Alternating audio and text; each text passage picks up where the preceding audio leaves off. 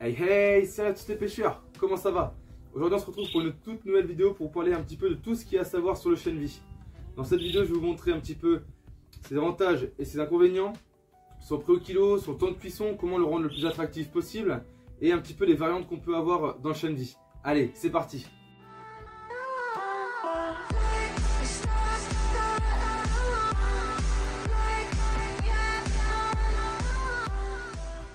Alors pour commencer, on va parler un petit peu des avantages et des inconvénients du chènevis.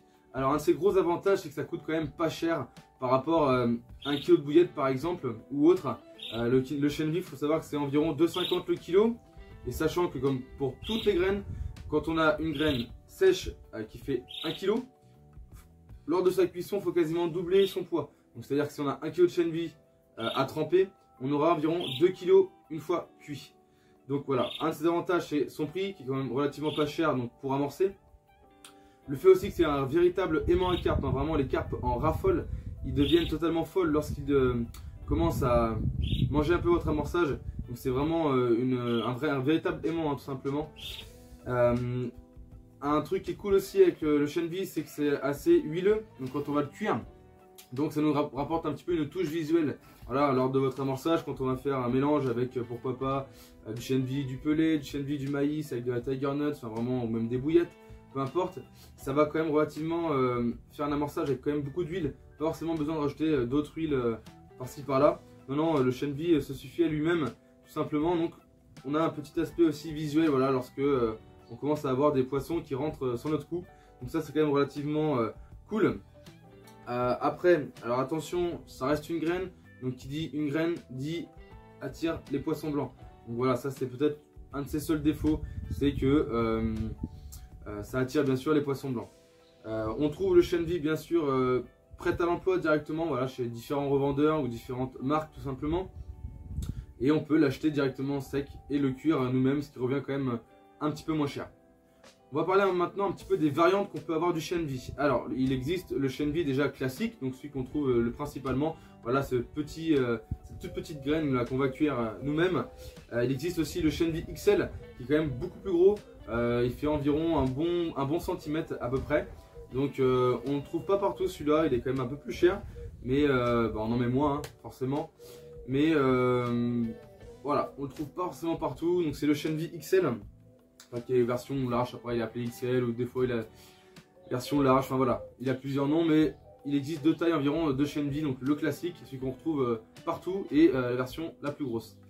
On a aussi de l'amande de chènevis. Alors l'amande de chènevis c'est quoi? C'est vraiment en fait si vous voulez le fruit du chènevis si vous voulez, c'est vraiment ce qu'on a à l'intérieur, voilà cette petite partie blanche, donc c'est quand même quelque chose de plus concentré et qui dit plus concentré, voilà, est beaucoup plus cher. Là l'amande de chènevis c'est quand même peut-être 2-3 fois plus cher quand même que le chènevis classique, hein. Donc c'est quand même vachement intéressant pour vos amorçages. C'est un produit un peu luxueux mais qui est vachement intéressant mais un petit peu plus cher, donc attention là-dessus. Il existe aussi de l'huile de chènevis, voilà, si vous voulez, si vous pêchez pas, enfin, si vous n'avancez pas forcément avec du chènevis, mais vous pouvez acheter de l'huile de chènevis pour napper vos bouillettes ou napper du maïs, ce que vous voulez, de la graine toastée, enfin vraiment un petit peu ce que vous voulez, vos pelés, enfin voilà. Il existe aussi de l'huile de chènevis et là c'est quand même aussi relativement cher, hein, on est environ à 13-14 € le litre quand même d'huile de chènevis. Alors dernier sujet de la vidéo, on va parler un petit peu de la cuisson du chènevis et comment le rendre le plus attractif possible. On va voir un petit peu avec quelles épices ou quels attractants on va pouvoir rajouter pour booster un petit peu votre chènevis. Alors au niveau du trempage de votre graine, il vous faut, moi je vous conseille au grand minimum 24 heures de trempage pour le chènevis. Mais je conseille quand même plutôt 48 heures, c'est ce que je trouve le mieux pour le chènevis. Voilà, 48 heures de trempage. Au niveau de son temps de cuisson, j'ai pas de temps prédéfini. Ça va être au visuel que je vais me fixer. Si vous voulez, votre gamelle, environ à la moitié de vos graines qui sont germées. Voilà, donc quand ils vont commencer à péter et qu'on va voir l'amande qui va commencer à sortir. Voilà, environ à la moitié de toutes mes graines dans ma gamelle qui sont germées, je vais stopper la cuisson. Après, je ne vais pas les refroidir tout de suite, je vais les stopper la cuisson. Je vais laisser comme ça refroidir dans l'eau de cuisson tout simplement. Donc ils vont continuer un petit peu à cuire et certaines vont encore continuer à péter. Mais voilà, j'ai pas de temps prédéfini, il faut vraiment regarder à l'œil. Voilà, quand vous voyez que la moitié de vos graines sont environ germées, vous arrêtez le feu et vous laissez refroidir comme ça tout simplement. Alors, comment rendre vos chaînes vie beaucoup plus attractifs. Alors faut pas hésiter, moi je vous dis, à mettre des épices. J'en mets beaucoup dans quasiment toutes mes graines pour les cuissons. Mais le chène vie absorbe vraiment bien ces épices et c'est très intéressant. J'aime beaucoup mettre du piment dans mon chène vie, ça rapporte une touche épicée. Je varie souvent comme ça, je fais un mélange si vous voulez de maïs qui va être vachement salé, pardon, avec de la tiger nuts qui va être vachement sucré et je rajoute mon chène vie qui va être vachement épicé. Donc ça me fait quand même un joli mélange. Donc voilà, j'aime beaucoup rajouter du piment à mon chène vie, du paprika sinon si vous avez fort, pourquoi pas, des piments de Cayenne directement mettre comme ça, c'est ce que je fais aussi des fois. Vous pouvez rajouter aussi du curry, du cumin, du 4 épices, de l'ail, très intéressant, de l'ail en poudre ou de l'ail fraîche, c'est comme vous souhaitez. Donc vraiment vous pouvez mettre quand même beaucoup d'épices hein, dans votre chène vie. Après cuisson, vous pouvez aussi rajouter des attractants, voilà, des liquides de marque, toutes les marques que vous voulez, voilà, pour booster un petit peu votre chène vie. Donc vous mettez dans son eau de cuisson directement une fois que c'est froid. Voilà, ça va continuer à diffuser, il va imprégner un petit peu ce liquide là. Voilà. Pour votre conservation aussi, si vous voulez cuire votre chène vie nature tout simplement, vous pouvez ajouter quelques grammes de sucre, pardon. Moi j'ajoute 2-3 cuillères à soupe de sucre par kilo de chène vie. Voilà, c'est pour la conservation. Vous allez le garder un petit peu plus longtemps.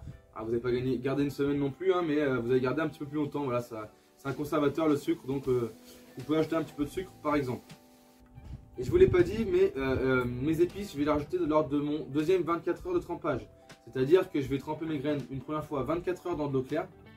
Je vais les rincer, je vais remettre de l'eau pour les 24 dernières heures. Et à partir de ce moment-là, c'est là que je vais ajouter mes épices. D'accord? Et après, vous gardez cette eau-là pour cuire votre chène vie. Au niveau de sa conservation, le chène vie, c'est quand même pas très long hein, sa conservation. Faut compter 3-4 jours à peu près. Après, il commence à sentir fort et à commencer à fermenter. C'est pas forcément bon pour le chène vie, je trouve. Mais voilà, environ 3-4 jours de conservation. Donc faites attention quand vous cuisez vos graines à ne pas les cuire trop longtemps en avance avant de partir en session. Et après, si vous en avez trop à la fin d'une session, donc une fois que vous rentrez de votre session, vous pouvez directement les mettre en sac sous vide et les congeler directement. Comme ça, voilà, vous n'avez pas de perte et vous pourrez le décongeler pour une prochaine session et c'est vachement efficace. Attention aussi à bien conserver votre eau de cuisson.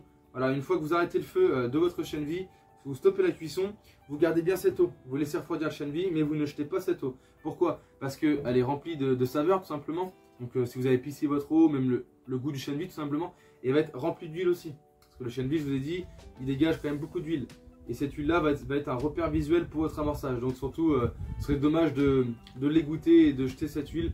Faites ce que vous voulez, mais personnellement, moi je la garde. Et ça me permet de faire mon mélange avec les tiger, le maïs, mes bouillettes.